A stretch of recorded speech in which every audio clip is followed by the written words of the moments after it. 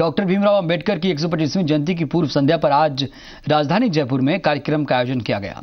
कार्यक्रम में मुख्यमंत्री वसुंधरा राजे समेत कई मंत्रियों ने शिरकत की।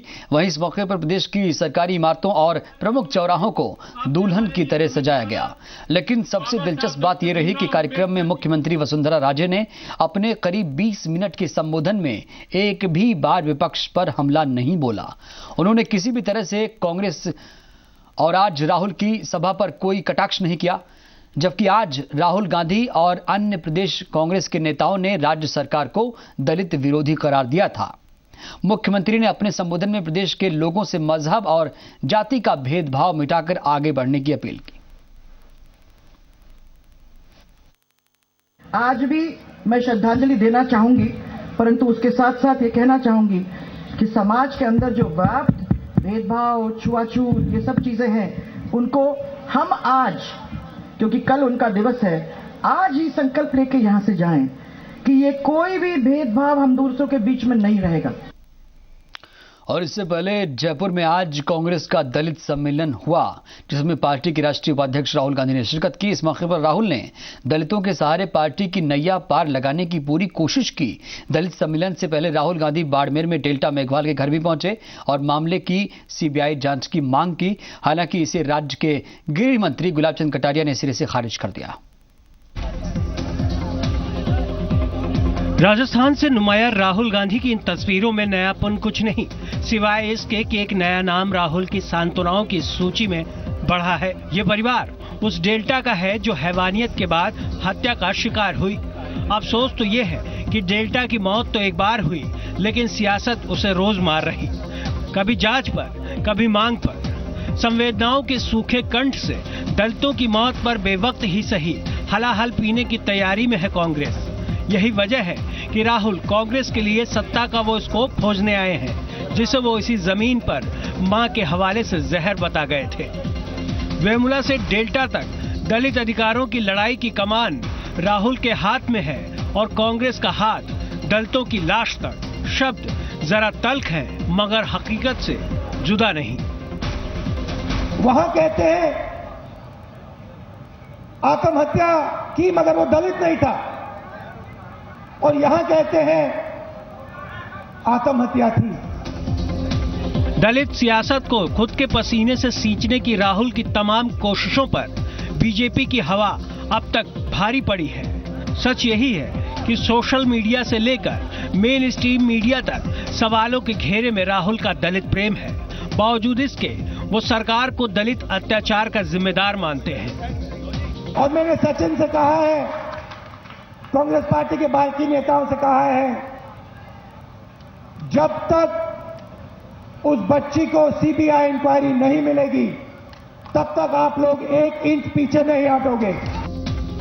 राहुल जो कहें, लेकिन सरकार मानती है कि डेल्टा के मामले में वेमुला के सिद्धांत लागू नहीं हो सकते, यानी दलित मौत को बहाना बनाकर उसे भुलाने की कोई कोशिश नहीं की जा सकती। मैं सुनता हूँ आप इसमें सुसाइड हुआ, इसमें कहाँ से मर्डर? क्या आप सीबीआई जांच कराने को तैयार हैं? सीबीआई जांच कराने को तैयार हैं? अगर कोई चाहे तो ले जाए, भले ही। हमने जो जांच की, मैं उसके 100% उसकी सफलता और उसकी मेहनत को दाद देता हूँ कि इतना क्विक एक्शन किया और इतने क्विक लोगों को गिरफ्तार किया। दलित छात्र या छात्रा की मौत को हिंदुस्तान की अस्मिता का प्रश्न बताने वाले राहुल उन सवाल के जवाब देंगे या नहीं, जिन्हें कांग्रेस की सत्ता के 60 साल के इतिहास ने सौंपा है? शायद नहीं। दे देते तो दलित उन्हें दलित नहीं दिखता और वोट बैंक तो कतई नहीं। ब्यूरो रिपोर्ट, जी मीडिया। कोटा जिले की रामगंज मंडी कृषि उपज मंडी के लिए कल का दिन ऐतिहासिक होगा। देश में कल प्रधानमंत्री नरेंद्र मोदी राष्ट्रीय कृषि बाजार यानी ई मंडी की शुरुआत करने जा रहे हैं। इसमें राजस्थान की एकमात्र मंडी कोटा की रामगंज मंडी की कृषि उपज मंडी का चयन किया गया है।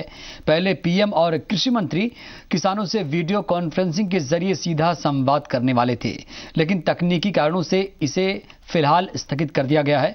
किसान और कृषि को और सशक्त बनाने के लिए राष्ट्रीय कृषि बाजार के माध्यम से किसानों को ई ऑक्शन प्लेटफॉर्म उपलब्ध करवाया जाएगा।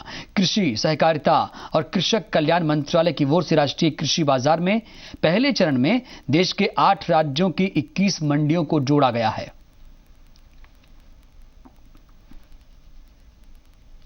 कोटा के लिहाज से एक और अच्छी खबर आपको बताते हैं। कोटा में जल्द हवाई सेवा शुरू होगी। जी हां, कोटा शहर में नियमित हवाई सेवाएं शुरू करने के लिए दिल्ली में नगर विमानन राज्य मंत्री महेश शर्मा ने मंत्रालय में बैठक बुलाई, जिसमें नगर विमानन मंत्रालय और राजस्थान सरकार के संबंधित अधिकारियों से हवाई सेवाओं को शुरू करने में आ रही दिक्कतों पर विस्तार से तफसील से चर्चा की गई। उन्होंने जल्द ही कोटा हवाई अड्डे का विकास करने, कोटा में नियमित हवाई सेवा शुरू करने का आश्वासन दिया है। केंद्र सरकार जल्द ही देश में हवाई सेवाओं से संबंधित नीति लागू करने वाली है। इसमें अंतर्राज्यीय हवाई सेवाओं के विकास पर जोर दिया जाएगा और विभिन्न राज्यों के ऐसे शहर जहां हवाई सेवाओं की शुरुआत की जाएगी, उन शहरों में हवाई टिकटों में केंद्र की 80% और राज्य की 20% की साझेदारी से सब्सिडी दिया जाना प्रस्तावित है।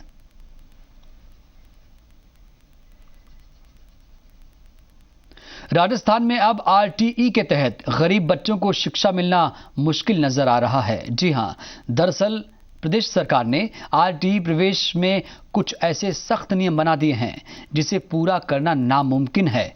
ऐसे में प्रदेश के करीब 3 लाख बच्चे आरटीई के तहत निजी स्कूलों में प्रवेश से महरूम रह जाएंगे। निजी स्कूलों में आरटीई के तहत गरीब बच्चों के दाखिले को लेकर शिक्षा विभाग के फरमान को लेकर अब बवाल मच गया है। आरटीई के तहत निजी स्कूलों में 25% सीटें गरीब बच्चों के लिए आरक्षित हैं, लेकिन शिक्षा विभाग के फरमान से इस सत्र में आरटीई के तहत दाखिले के लिए बीपीएल कार्ड का होना जरूरी कर दिया गया है।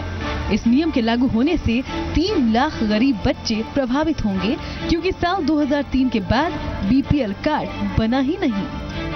तो जो कमजोर वर्ग है, इनके 25% बच्चों को प्राइवेट स्कूलों में एडमिशन करा के उसका पुनर्भरण की योजना है। इस प्रकरण में हमने अध्ययन किया, उसके तय किया कि हम SC, ST और बीपीएल, और उसमें चूंकि केवल सेंट्रल नहीं, स्टेट लेवल के जो बीपीएल है, और इन बीपीएल के अंदर जो सामान्य लोग भी हैं, ओबीसी भी हैं, बीपीएल है, उन सबको इस एडमिशन के लिए हमने योग्य माना है।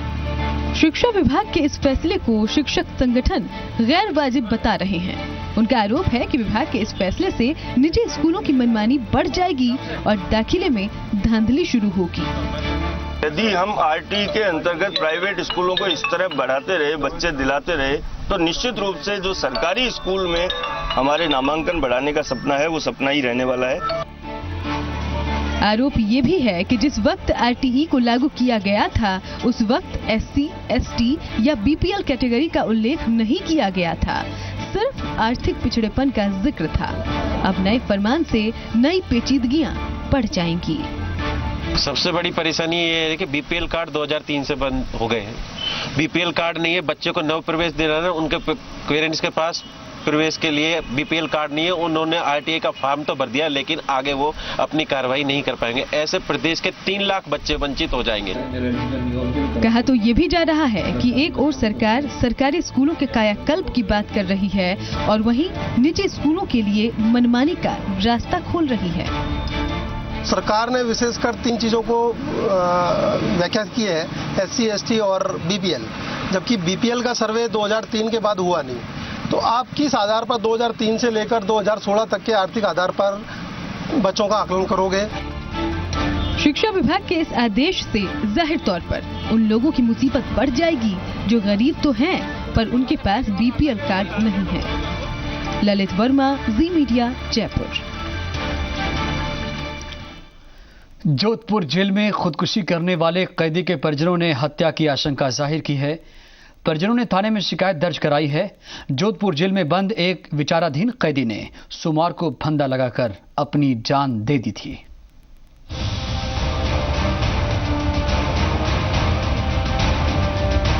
जोधपुर सेंट्रल जेल में कैदी की खुदकुशी का मामला तूल पकड़ने लगा है। मृत कैदी के परिजन हत्या की आशंका जता रहे हैं और सीबीआई जांच की मांग कर रहे हैं। मंगलवार की दोपहर जोधपुर सेंट्रल जेल में उस वक्त अफरा तफरी मच गई जब पॉस्को एक्ट में विचाराधीन कैदी की खुदकुशी की खबर मिली। जेल डिस्पेंसरी की लेबोरेटरी के पीछे एक गली में फंदा लगाकर आशु गिरी ने कैसे जान दे दी, इसकी किसी को कोई खबर नहीं। ये हमारे समाज का होनहार लड़का, इसको पहले तो पॉक्सो में झूठा फंसाया गया था। ये केस बिल्कुल झूठा है। लड़की इसके पक्ष में थी मगर फिर भी इसको झूठा फंसाया और जेल में इसकी हत्या करके इसको लटकाया गया है। हम इसकी सीबीआई से जांच करवाने की मांग कर रहे हैं पुरजोर शब्दों में। इसके खिलाफ अगर प्रशासन इस पे ध्यान नहीं देगा तो हम जोधपुर बंद, धरना प्रदर्शन और भी उग्र प्रदर्शन करने के लिए हमारा समाज पूरा एक है। परिजनों का आरोप है कि आशु को झूठे केस में फंसाया गया। उसने एक दिन पहले ही छोटे भाई से जेल में कपड़े मंगाए थे। वो खुदकुशी जैसा कदम कैसे उठा सकता है? कोई परेशानी लग रहा था क्या उस समय? और कहीं नहीं बता, कोई पैसा नहीं था, कोई लाल कोई चिंता नहीं करना है, हमारा कोई तकलीफ नहीं है। परिजनों ने जेल प्रशासन के खिलाफ थाने में शिकायत दर्ज करवाई है और जांच की मांग की है। इसके परिजन भी वहाँ जेल पर आ गए। उन्होंने भी आशंका जाहिर की है कि आशुगिरी जो जेल के अंदर बंद था, हमारी फोन से संपर्क हुआ था उसी दिन और उसने किसी प्रकार की ये बात नहीं बताई कि उसने आत्महत्या की या उसको मार के लटकाया गया। इस संबंध में भी जो रिपोर्ट है वो भी न्यायिक मजिस्ट्रेट साहब के समक्ष में पेश की गई। जोधपुर जेल में पिछले कुछ दिनों में खुदकुशी के मामले बढ़े हैं। अमूमन हर महीने 2 कैदियों की खुदकुशी की खबरें सामने आ रही हैं। ललित सिंह, जी मीडिया, जोधपुर। अगर आप रोडवेज बस में अकेले सफर कर रहे हैं तो सावधान होकर जाइए, क्योंकि बीच सफर में रोडवेज प्रबंधन की कोई मदद नहीं मिलेगी। हालांकि बसों में आपको हेल्पलाइन नंबर लिखे जरूर दिखाई देंगे, लेकिन ये किसी काम के नहीं हैं। रोडवेज बसों में लिखे ये नंबर सिर्फ दिखावटी ही नजर आते हैं। अगर आप किसी परेशानी में फंस जाएं तो भगवान भरोसे रहें या फिर अपने। कुछ ऐसा ही महसूस किया जोधपुर से पाली जा रही बस संख्या RJ19 PA 5628 में बैठी छात्रा श्रेया ने। जी, जो बस में आगे नंबर दिया हुआ है आगे, वो लेडीज की सुरक्षा का है, लेकिन वो नंबर कभी भी लगता नहीं है। बीच में कभी भी बस खराब हो जाए, कुछ घटना हो जाए हमारे साथ, तो बीच में कुछ ऐसा करना चाहिए जिससे लेडीज की सुरक्षा हो। एक और यात्री दीपक की परेशानी सुनिए। जो रोडवेज के अंदर जो नंबर रहते हैं उसमें शिकायत के लिए करते हैं, तो शिकायत जो भी करते हैं नंबर मिलाते हैं ना, कोई भी नंबर मिलता नहीं है।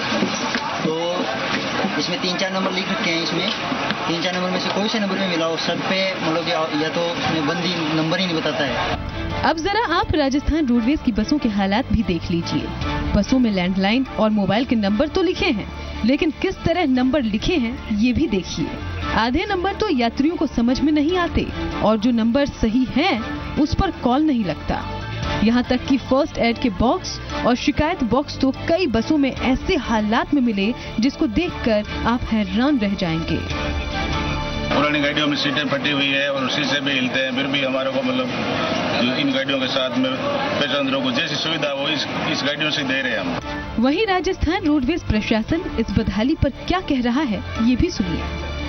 करीब सभी वाहनों में कंप्लेंट नंबर लिखे हुए हैं। कुछ वाहनों में जो मिटा दिए हैं वापस लिखवा रहे हैं और वैसे प्रत्येक परिचालक के पास शिकायत पुस्तिका उपलब्ध है। जो भी यात्री अपनी शिकायत करने चाहे उस पर कर सकता है। आपकी यात्रा मंगलमय हो, राजस्थान रोडवेज ये बात तो कहता है, लेकिन इस तरह की व्यवस्थाओं से यात्रा कैसे मंगल होगी ये समझ नहीं आता। ललित सिंह, जी मीडिया, जोधपुर। टोंक में एक महिला सरपंच ने अधिकारियों के सामने फरियाद रखी है। महिला का कहना है कि वो अपने ससुर के हाथ की कठपुतली बन गई है, यानी वो सिर्फ कागजों में सरपंच है जबकि सारे काम उसके ससुर करते हैं। आंसुओं के जरिए अधिकारियों से अधिकार मांगने वाली ये कोई मामूली महिला नहीं बल्कि नानेर गांव की सरपंच है, जो ससुर के सितम से टूट गई है। क्योंकि सरपंच तो बनी वो है मगर जिम्मेदारियों के नाम पर महज दस्तखत उसके हिस्से आया है। ससुर के दखल ने उसका सब कुछ छीन दिया है। उसे अब खौफ है कि कोई लालच उसकी तकदीर पर आफत न ले आए। लिहाजा गुहार लगाई इंसाफ की। मतलब यही है कि भाई मुझे साइन करवा के और कुछ बताते नहीं है, खुद ही करते हैं जो भी काम करते हैं। मेरे चाचा ससुर है जो खुद ही करते हैं। आखिर क्यों, कैसे, कब से परेशान कर रहे हैं आप? जब से जीती हूँ जब से ही। महिला के मुताबिक उससे कई चेक पर साइन के साथ उन्हें भुना लिया गया है, यानी ससुर का साथ ब्लॉक के अधिकारी भी दे रहे हैं। लेकिन अब इस मामले में कार्रवाई का भरोसा दिया गया है। तौर पे अभी मैंने एसपी साहब से और कलेक्टर साहब से भी बात की और उन्होंने भी मुझे बताया कि आज तक वो जनप्रतिनिधि उनके पास पहुंच ही नहीं पाई और ये बहुत गंभीर विषय है। लोकतंत्र के अंदर जनप्रतिनिधि के साथ ऐसा नहीं होने देंगे। आज ही जो संबंधित व्यक्ति हैं जिन्होंने उसके साथ अत्याचार किया, जिन्होंने उसको मजबूर किया नाजायज काम करने के लिए, उनके खिलाफ आज ही कार्रवाई होगी। महिला सरपंच का ये हाल एक सवाल छोड़ता है कि महिला सशक्तिकरण के वादे कैसे पूरे होंगे जब घर में ही उनका राज नहीं चलेगा। ब्यूरो रिपोर्ट, जी मीडिया। जैसलमेर दौरे पर पहुंचे मंत्री सुरेंद्र पाल टीटी ने कहा है कि अगर काम करना है तो प्राइवेट सेक्टर है और अगर केवल रोटी खानी है तो आराम से रहना है तो सरकारी नौकरी है। उन्होंने कहा कि अब वो समय नहीं है कि सरकारी नौकरी के पीछे भागा जाए। नौजवान अपने हुनर से आगे बढ़ सकते हैं। अगर उनके पास स्किल है तो नौकरियों का खजाना पड़ा हुआ है।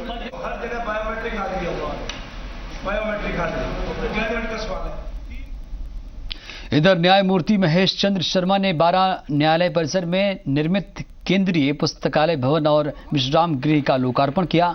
वहीं अभिभाषक परिषद की नवनिर्वाचित कार्यकारिणी के शपथ ग्रहण समारोह में न्यायमूर्ति शर्मा मुख्य अतिथि के रूप में पहुंचे थे। यहां आयोजित कार्यक्रम में जिले के समस्त न्यायिक अधिकारी गण और जिला पुलिस अधीक्षक डीडी सिंह मौजूद रहे।